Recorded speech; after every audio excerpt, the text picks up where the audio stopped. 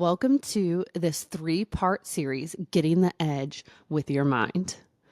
We're going to dive into some of the brain work stuff that I do with clients and really just give you the opportunity to listen to these, to save these, repeat these, to help yourself, because no one's coming to save you. You're going to have to do it yourself. Let's go. Whoop, whoop. I'm Dr. Audra. Welcome to the show. If you have not been a loyal listener, butthole breather, I know. If you've been binging the show, you know exactly what I'm talking about. There are episodes throughout. I know episode 17 is one. I think 63 is the other. We'll link these in the show note where I go over butthole breathing with you. So you know what I'm talking about.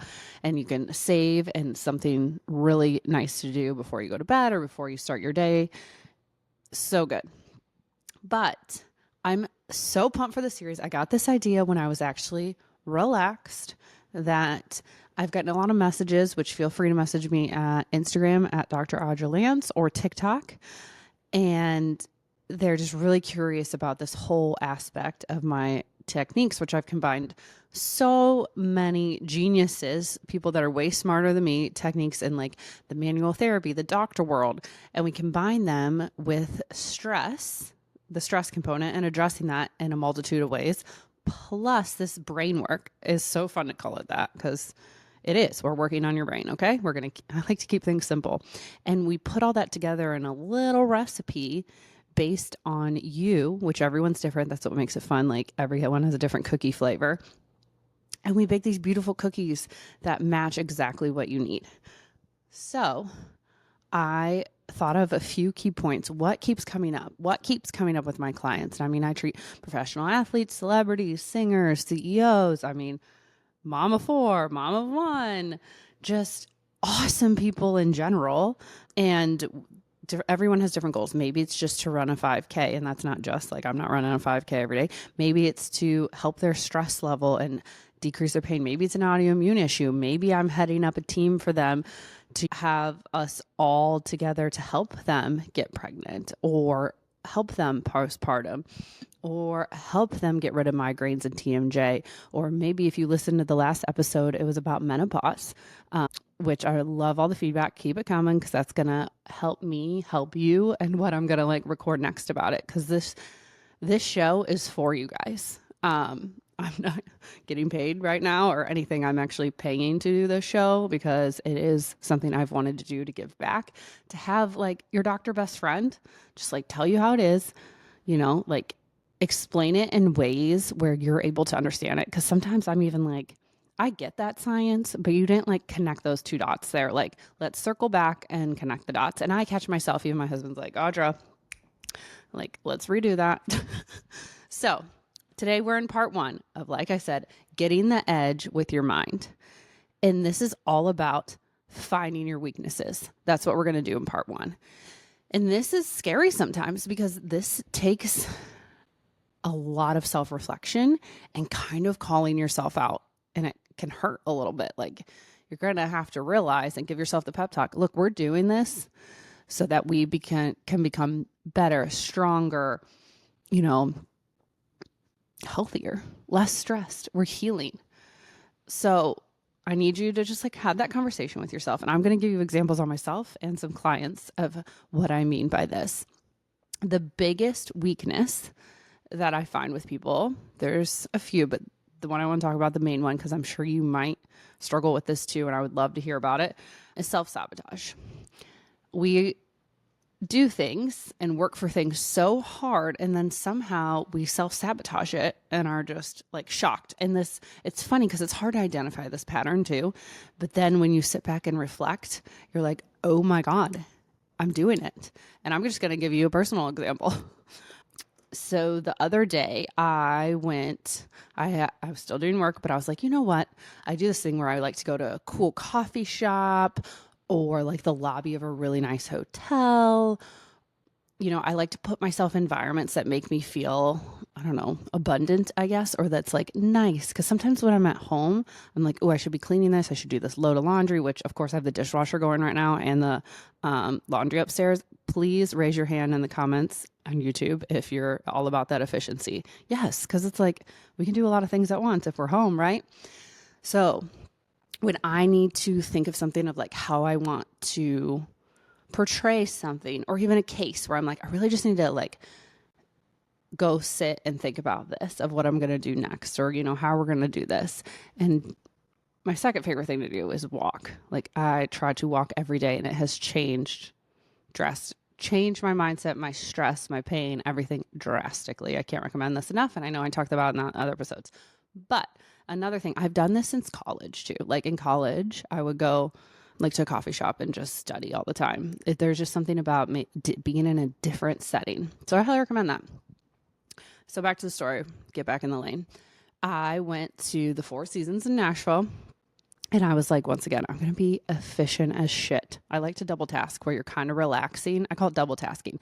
You're kind of relaxing, but you're also getting stuff done. So one of my favorite things to do is go to one of those blowout places, and they blow out my hair and wash my hair for me, so I don't have to do it. Meanwhile, I'm like working on the laptop, responding to emails, responding to texts, like getting stuff done. And I'm like, I got 2 things done that were major that would take a lot of time in one. So I'm all about that. So I was double tasking at the Four Seasons, got there, had a coffee meeting. They came and met me for coffee. We did our meeting. Then I got some stuff done. And then I had another meeting I scheduled, and I was like, why don't we just like have lunch by the pool to do this meeting? They're like, great, sounds good. So I go up there, I meet them, do that. And then I have some more time, and I'm like, okay, let me just clear some of this other stuff off my to-do list. And as I'm sitting there, I'm getting like cool ideas, or like I read a message from a listener actually, and what they were like commenting on one of the podcasts. It was really good, but then telling me their story, which I'm so grateful for. And actually, I had this great idea pop in my head for another one that would be targeted to the people that are listening, right? And people that are sharing this, which I so appreciate. And then I get a message from one of my clients, and they had this offer to pay me lots and lots and lots and lots of money to come talk, because they're like, you're the expert at all this. And it's a sports team. So they're like, you're going to come to this state. It's not even in Nashville and talk to the team and like the staff and stuff about your unique methods and how you do it. And like, they had some things they want me to talk about, but I was like, oh my God. Oh my God. My goal has been to help people, and it's changed throughout, but you can totally change your goals. That's fine. And I want to help people on a massive scale, because I feel like how I talk, my stories, like everything I've been through, I'm supposed to help people. Like I truly believe I was put on this earth for that. And that's one of the reasons, obviously, I became a doctor. And so I can only treat so many people. And yes, I have amazing doctors and a team at the clinic, and we're helping people through these methods and whatever. But sometimes not everyone's going to fly to Nashville or fly us around like to do that, right? So how else can we get this information out? And that's what started the podcast. That's what started the pep talk email, which is free weekly. If you're not on it, come on. The link is in the show notes. And I dive into some of this stuff more. It's a little bit storytelling, some behind the scenes, more client stories of what I've seen in the past, and just like examples. And like sometimes I'll challenge you to do something, and it's just free. It's fun. Every week you get a little pep talk from me. And, I'm able to do that. And even like I'm on tour, so I'm able to help, the artist and the band and their people. And I see it in the crowd every night, help millions of people. People are crying, people are laughing, people are checking out and relaxing and enjoying. Like it's happening. I'm doing it, and I'm reaching these goals, and it's amazing. And this opportunity to talk to the sports team, I'm like, oh my God, this is going to be so fun. Like, yes. And then I had scheduled myself. There's like this Nashville special, guys, at the Four Seasons. Like I forget what day of the week this was, but you can get a super discounted massage. So I'd planned to end my day with that. So I go into this massage. I can't even relax. I'm just laying there. I'm like, kind of, when is this over? Unfortunately, the girl was great, but I was just so in my head starting to self-sabotage. Like I just had one of the best days ever. Like I was productive. I was in my work. I was creative. I'm helping people. I had these meetings. Like things are going well. I was able to relax. Like I was in that flow people talk about. I got a good workout in this morning and the walk. And I start sitting there and I'm like, oh my God, I don't feel smart enough to do this. I'm going to start crying. people are going to think like, oh, I'm just a dumb blonde. Like, I don't even know myself. Why is she a doctor? Why is she talking to us? I mean, every hateful, mean thing like that you all could say, I say worse to myself. I mean, a lot of us are our worst critics, right? Like, who do you think you are? Blah, blah, blah. I mean, mean. I could be mean to myself. And I would never even think to say this stuff to anyone else. Ever. It wouldn't even cross my mind. And if someone said that to like my best friend, I might. Like, I don't know what I would do. I would definitely say something, but it might make me want to like push them or do something, slam some things, right? It was bad. And I just started spiraling and going down that snowball route of like the anxiety and like, I don't think I can do this. Like, blah, blah, blah, blah, blah. Like, oh my God. And then, you know, it was like, I was like, oh, shutting everything down, shutting down. Like I put out there what my goals were and everything, and I'm getting them, and then I'm shutting it down. So then what do? I self-sabotage some more. I go on home, and you think you'd be like in the best mood. And so then I hate on myself because I'm not in the best mood and I'm not grateful enough. And, you know, it just goes on and on. And then, you know, of course, what else did I do? Pick a fight with my husband, of course, because you can't feel that good. Like in that moment before that massage, I couldn't even fully, like it felt so good and so exciting and so amazing that like my body and my mind were like, nope. And even on the ride home, my neck starts hurting. I have this little thing every once in a while that'll pop up when I'm super stressed. It's like my butt's on fire of like right on that butt bone. And, you know, it's so weird. And then go home, pick that fight. I'm like, oh yeah, because you can't have it all. Blah. Oh, come on, you can't have it all. Like something has to be wrong.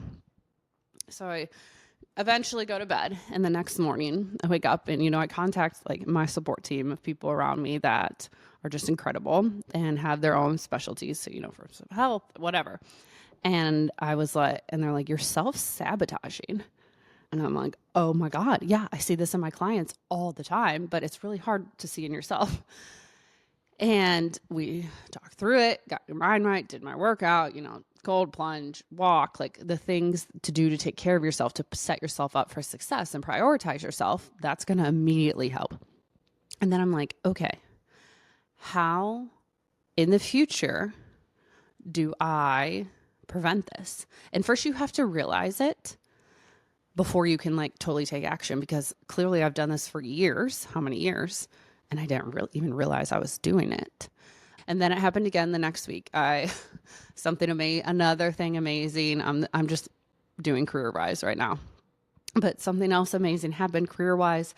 And I'm like driving home, and it just like, oh, it's almost like this excitement in my chest and my stomach. It's like I'm bursting, you know, almost like a light, you know, just like bursting. And it's so fun, exciting, and fireworks. But like, I'm so not used to that and like ready for the other shoe to drop because I saw, you know, and then so I start sabotaging myself. So what did I do? I did something, I can't even remember right now, but in the moment, I called someone that I was like, oh, I know this will bring you down. Like they kind of, you know, aren't the nicest. And I was like, oh, why did I even call them? And I was like, oh, because you were taking a hit. You're trying to get that hit of self-sabotage. And right when they started talking, I was like, oh my God, you're doing it. You're doing it. You're doing it. Abort mission, abort mission. And I was like, oh my gosh, I'm about to lose you, which is true. I was out in the middle of nowhere, about to lose you, and hung up. But see, it got easier. And I think as I keep working on this on myself, since I do it with my clients, and I would love to help you all, but it gets easier because you get aware of it. And then I'm going to be able to catch it before I go do the self-sabotage of, hey, no, like sit in this. It feels good. And I saw the countless examples. I mean, the athletes that win the trophies, but then they're like, nope, because this was a little wrong. Or the athletes that played the whole season because they weren't injured, or they were able, you know, we got them fixed to play through, or whatever it may be. Well, there was just this. I had this one bad play. Like it's not good enough. Like we're putting on ourselves, nothing's good enough. So we got to self-sabotage it. And that's step one. That's part one in this brain work. Sit there and reflect to yourself. What is it that you do when something good goes or happens to you? Sorry, not good goes well. Um, can you fully sit there and receive it? Can you feel that good?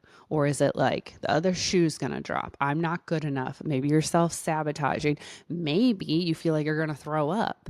Like it is a stress, but it's a good stress. Like, how does your body even handle that? Or do you get some pain? Or maybe all your pain goes away. And I really like take a note, like in this series, so that you can work through part 1, part 2, part 3 with me and like really help yourself. Because, like I said at the beginning, no one's coming to save you. And I know that's blunt, but that's who I am. Like, you're going to have to help yourself.